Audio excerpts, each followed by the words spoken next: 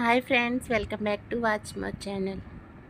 నేను నిన్న చేసుకున్న వరలక్ష్మి వ్రతం పీఠాన్ని అయితే నేను ఎలా కదిపాను ఈరోజు వీడియోలో మీకు చూపిస్తాను. వీడియోలోకి వెళ్ళి చూద్దాం రండి ఫ్రెండ్స్.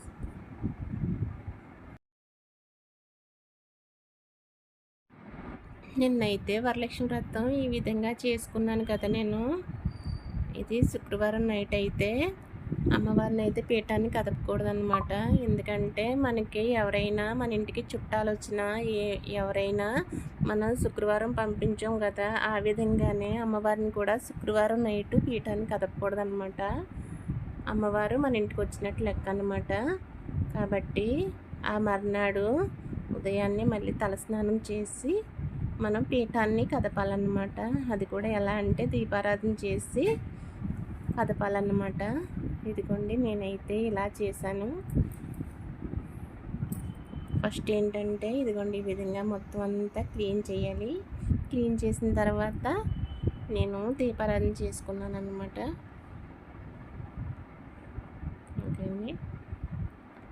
ఇప్పుడైతే క్లీన్ చేసేసాను.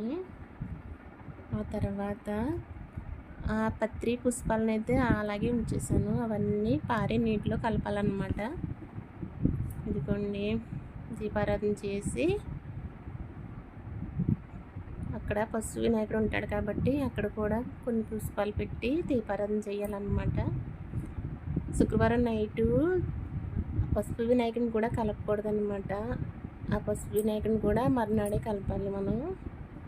ఎందుకండి ఈ విధంగా చేసి ఇప్పుడు అక్కడ మన అమ్మవారికి పెరుగన్నం పెట్టాలన్నమాట. నేనైతే పెరుగన్నం పెట్టాను అన్నమాట. ఇదిగోండి, కొంచెం పెరుగన్నం పెట్టి పసుపు కుంకుమ వేసి అమ్మవారికి. ఇప్పుడు ఫస్ట్ ఏంటంటే ఎవరిని కదపాలో చెప్తాను నేను. ఇప్పుడు సేమ్ ఏంటంటే మనం ఎలా అయితే దీపారాధన చేసుకుంటామో ఆ విధంగా చెయ్యాలి. హారతి కూడా ఇవ్వాలన్నమాట. ఇప్పుడు అమ్మవారికి నైవేద్యం పెట్టానండి. నైవేద్యం పెట్టిన తర్వాత హారతి ఇచ్చి ఇప్పుడు పీఠాన్ని కదుపుతానన్నమాట. నేనైతే ఇలాగే చేసుకుంటానండి. ప్రతి ఇయర్ అయితే ఇలాగే చేసుకుంటాను.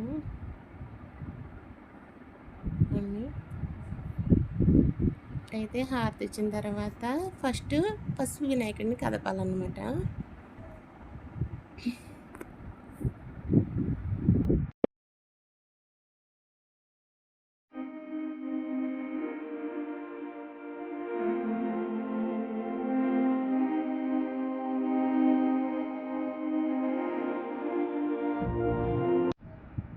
ఈ దీపారాధన అయితే పక్కన పెట్టేసుకోవడమే. ఇప్పుడు కొంచెం పక్కన పెట్టేసుకోవడమే అన్నీ. ఇప్పుడు పసుపు వినాయకుడి దగ్గరికి వెళ్దాము. వెళ్ళి ఇదిగోండి, నేను చూపిస్తున్నాను కదా, ఈ విధంగా కదపాలన్నమాట. ఇలా 3 సార్లు పట్టుకుని ఇలాగా 3 సార్లు కదపాలి, పైకి కిందకి ఇలా 3 సార్లు అన్న తర్వాత ఈ వినాయకుడిని అయితే ఏం చేయాలి నేను తర్వాత చెప్తాను. ఇది పక్కన పెట్టేసుకోవడమే.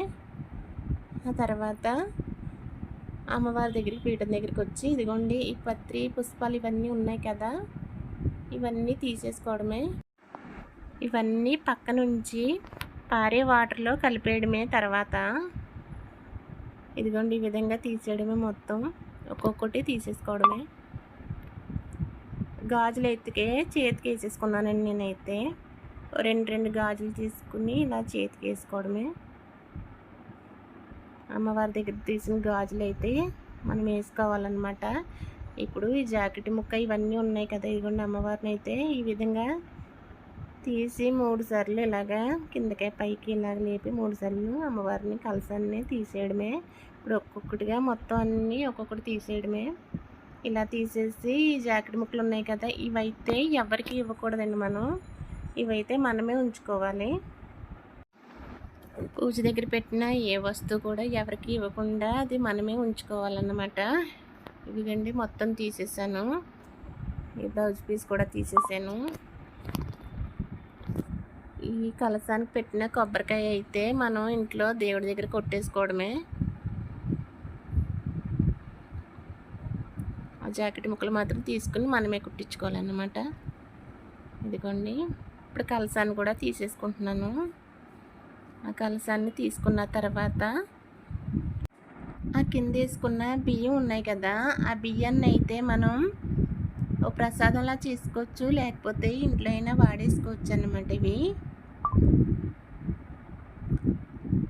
ఈ తర్వాత ఇక్కడైతే నేనైతే ముగ్గు పెట్టాను కదండి, ఆ ముగ్గునైతే ఎట్టి పరిస్థితి తొక్కకూడదు. కొంచెం వాటర్ జల్లి ఇలా క్లీన్ చేసేసుకోవడమే. ఆ కింద పడ్డ కుంకుమ కానీ పుష్పాలు కానీ ఏది కూడా మనం తొక్కకూడదు అన్నమాట.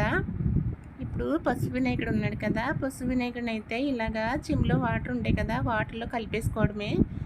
ఈ పసుపు వినాయకుడిని కూడా ఎక్కడ పడితే అక్కడ పాడేయకూడదండి, ఇలా కలిపేసుకుని ఒక పచ్చని చెట్టుకి పోసేయాలన్నమాట. ఓకే ఫ్రెండ్స్, ఈ వీడియోకి అయితే చిన్న లైక్ అయితే చేయండి ఫ్రెండ్స్. మీరు చేసే ఒక లైక్ అయితే నాకు చాలా ఉపయోగపడుతుంది, కాబట్టి నాకు ఒక్క చిన్న లైక్ అయితే చేయండి ఫ్రెండ్స్. ఓకే అండి, దీపారాధన అయితే తర్వాత ఇలా చేశాను నేను, ఇదిగోండి. ఓకే అండి, వీడియో కానీ నచ్చితే లైక్ చేయండి, షేర్ చేయండి, సబ్స్క్రైబ్ అయితే చేయండి ఫ్రెండ్స్. ఓకే అండి, బాయ్ అండి.